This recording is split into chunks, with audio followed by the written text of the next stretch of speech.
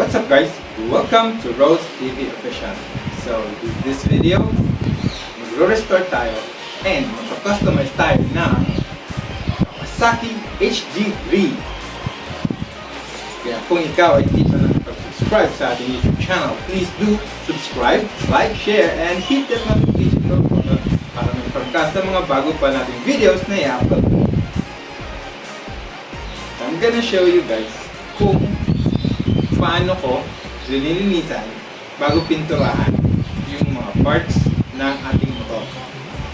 So ang project na ito ay tinatawag kong Chop Cafe project. So bakit Chop Cafe? It's a combination of chopper and a cafe razor concept. Okay. First step is kinalas ko yung motor. So, part by part ng motor.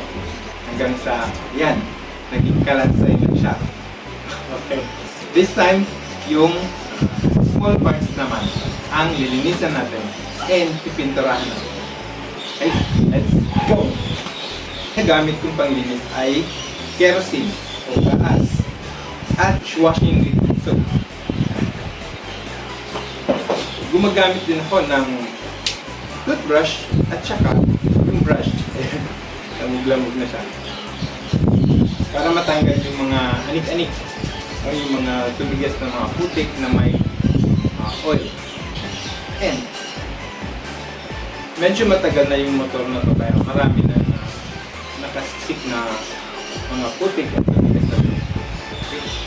Linisin na natin. Gagamit din tayo ng sandpaper o liha. So ito 120. Ito lang yung meron tayo. So pino naman siya kaya okay lang. Pwede nga itong iliha sa sa rims and sa shock na naka-chrome para mawala yung mga putik.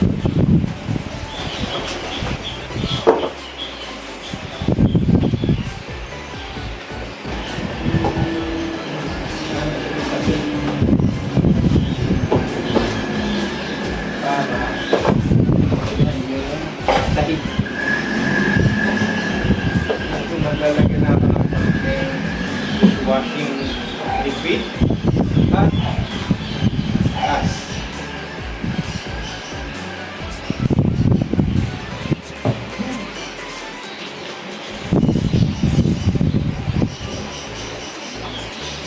So as you can see sa ating mga video, so marami tayong mga video, so iba-ibang content.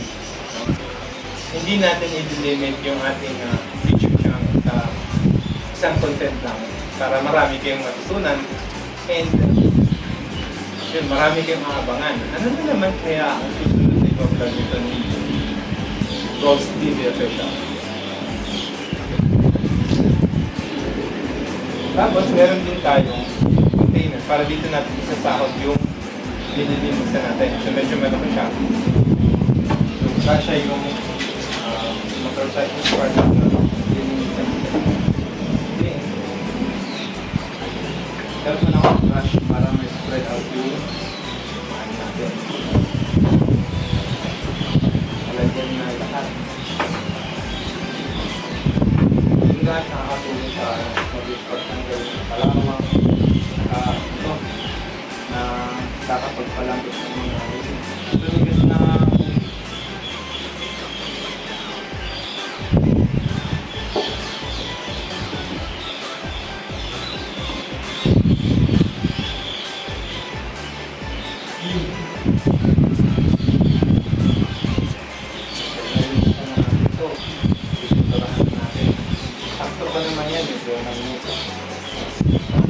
kailangan gawin mo muna siya para lumambot yung mga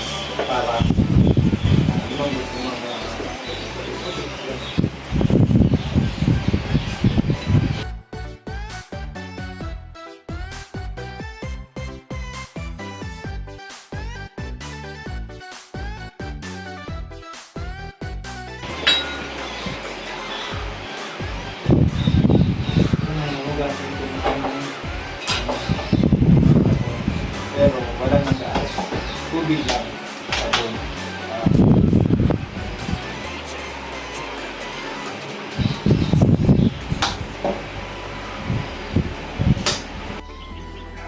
eto na guys, nakalambitin na yung ating isang part ng ating motor. So pipinturahan na natin. So gagamit ako ng to all-purpose quick drying high gloss acrylic. So bright silver to. Nico, baka naman. So bubugan natin to.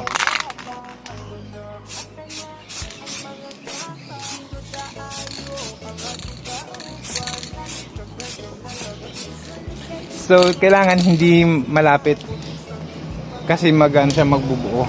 So medyo malayo siyang konti.